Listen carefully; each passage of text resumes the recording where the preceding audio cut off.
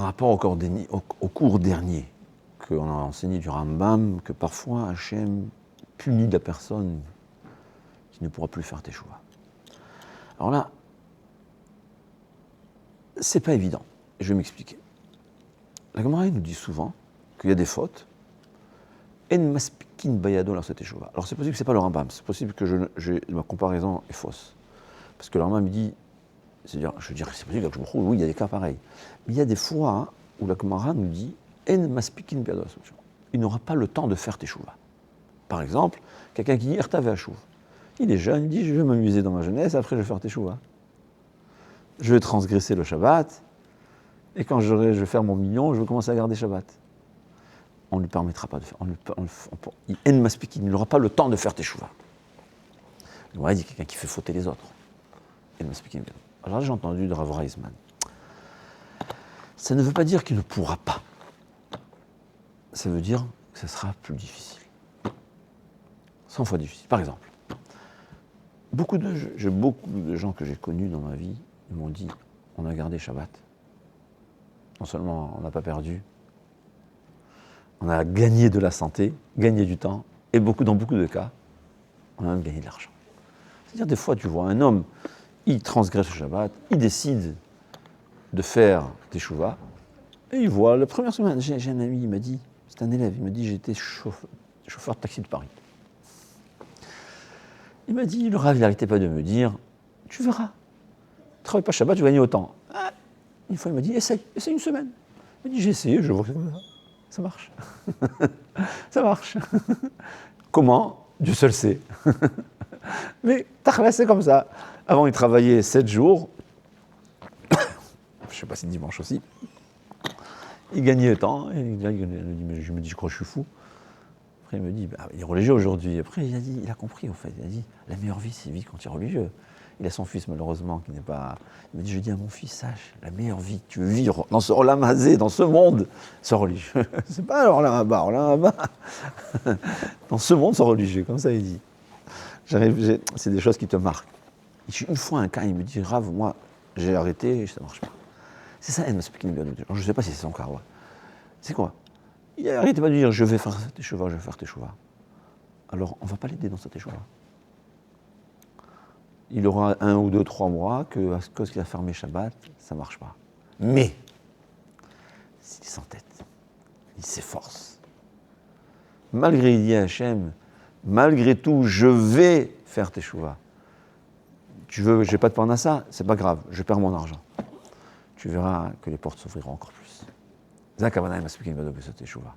Il aura un moment où Dieu ne l'aidera pas dans sa teshuva. Parce que Rabbeinu Yonah, il dit, Akadosh Baruch Hu nous a promis, c'est une promesse d'Hachem, je ne me mens pas. Ivtichanu ala teshuva. Quelqu'un qui fait teshuva, Akadosh Baruch Hu l'aidera. Il aidera à tout faire. J'ai connu quelqu'un, il y a longtemps, j'étais jeune à la yeshiva.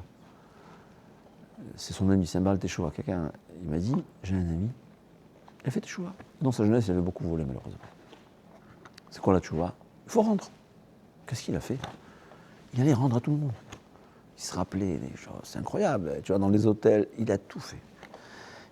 Un jour, il vient et lui dit, bon, Hachem, aujourd'hui, j'ai rendu mon dernier vol. La même semaine, il est décédé. Il a ramassé de l'argent pour aider sa famille. Hachem l'a laissé en vie pour pouvoir faire teshuva. C'est pas qu'il est mort, il devait mourir 3 ans avant. Mais Hachem, tant que tu veux réparer ta faute, je te laisse. Et je vais t'aider. Des fois, combien d'histoires? Il a volé, il ne sait pas à qui. Ou il ne sait pas comment rendre, et par hasard. C'est pas par hasard. Ouais. Akadosh Baruch Hu, il aide. Il y a des fois où l'homme, il a tellement fauté, ou des sortes de fautes que Hachem ne va pas l'aider. Mais ça ne veut pas dire qu'Hachem n'acceptera pas cette choix. C'est Elisha ben Avouya. Elisha ben Avouya, la Gemara dit, le Rav de Rabbi Meir, c'est un des grands sages, on ne peut pas s'imaginer sa grandeur. Il était tellement grand que la Gemara a dit que bien qu'à un moment, il a tout laissé tomber. La Gemara a dit, ça veut dire, la première des choses, c'est parti d'une prostituée à Shabbat. On ne peut pas s'imaginer. Et pourtant, il y avait tellement de Torah qu'on n'a pas pu le faire entrer au Gehinam. Et la Gemara a dit qu'il a tellement fauté qu'il y a Abat Kol. Une voix céleste a dit Shuvu banim shovavim chutz me'acher. fais teshuva. Le Bat Kol a dit, sauf Acher. Et quand son élève, Rabbi Meir, il lui a dit, fais teshuva, Shamati Bat Kol. J'ai entendu une voix céleste. Qu'est-ce qu'on lui reproche alors à Elisha ben Avouya? Alors il y a qui disent, et alors, tu as fauté envers ton père. Ouais. Et ton père il te dit, j'accepte pas ta teshuva, tu ne dois pas lui demander pardon. Tu ne dois pas t'arrêter de lui fauter. C'est ce qu'on reproche à Elisha ben Avouya. Mais j'ai entendu une fois de Rav Diskin. C'est quoi? C'était une épreuve. En davar kazé, ça n'existe pas que je n'accepte pas la teshuva. Hachem voulait voir, est-ce que tu es prêt à faire teshuva, même quand je te dis je ne t'accepte pas? Ouais. Il a tellement fauté envers son père, son père lui a dit je ne veux plus te voir. Il tape à la porte, son père ne lui répond pas. Mais il va taper en pleurant jusqu'à que son père, tôt ou tard, il ouvrira. C'est ce qu'il veut. Tu as tellement fauté que tu dois faire un effort surhumain. C'est ça, une Maspik universelle, cette teshuva. Des fois, c'est très difficile de faire teshuva. Parce qu'on s'est dit, ouais, je vais fauter, après je vais faire teshuva. Ou bien comme Elisha ben Avouya qui faisait fauter, il était très intelligent. Il allait dans les yeshivot, il voyait les Baruch Yeshiva qui étudiait, il lui dit, mais toi, la Torah sont intelligents. À toi, si tu es menuisier, tu vas être le meilleur. Vas-y, il incitait les gens qui allaient à la yeshiva. Avec son intelligence, il faisait tout pour. C'était une épreuve. Et j'ai entendu Rav Diskin encore mieux. En fait, pourquoi Elisha ben Avouya, après tellement d'années d'études, un sage tellement grand, le Rav de Rabbi Meir, c'était un des plus grands sages des Tanaïm, au point où il dit, il était tellement grand, personne ne comprenait. C'est Einstein, il ne comprend pas. On ne comprend pas Einstein. On sait, apparemment il a raison, mais 120 ans à le comprendre. Je parle de ce qu'on découvre 120 ans après qu'il a raison. C'était ça Rabbi Meir. En al-Hak Moto, là, n'est pas comme Rabbi Meir parce qu'on ne le comprend pas. Mais on sait qu'il a raison. Son Rav, c'était Elisha ben Avouya. Comment un homme aussi grand de Torah a pu fauter?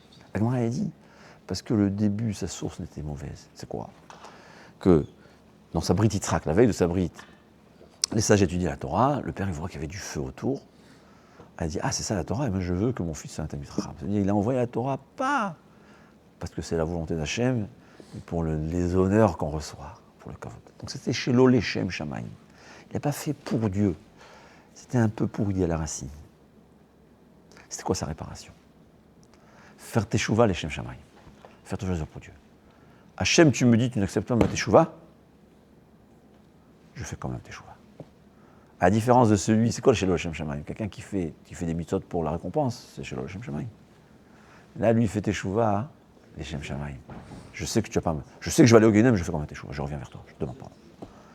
Il aurait fait ça, il aurait réparé la source de son problème, qui n'était pas les Hashem Shamaim.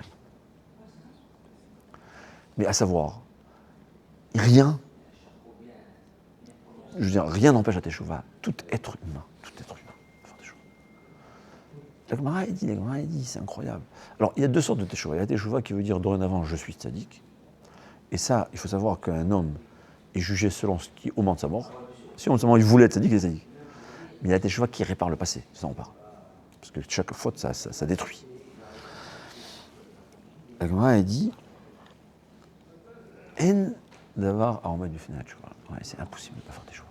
Ménaché, le roi Ménaché, qui a fait fauter toute la planète. À cause de lui, une destruction du temple. Quand il a fait teshuva, Akadosh Baruch Hu l'a accepté. Les malachim disaient, on n'est pas d'accord, c'est pas possible. Quelqu'un qui était tellement mauvais. D'ailleurs, c'est écrit que, bien qu'il a fait teshuva, il avait tellement détruit que le peuple juif était resté idolâtre, et c'est à cause de lui la destruction du temple. Mais même lui a accepté sa teshuva. On a dit que, comme ça, les Mekoubalim disent que le Rosh Yeshiva, il y a la Yeshiva des Baalei Teshuva. En gros, le Rosh Yeshiva, c'est Ménaché. On peut tous, à tout moment, faire teshuva. Et comme disait le Chavetz Chaim, la teshuva n'est pas un loup. C'est facile de faire teshuva. Il faut savoir, je décide, je me il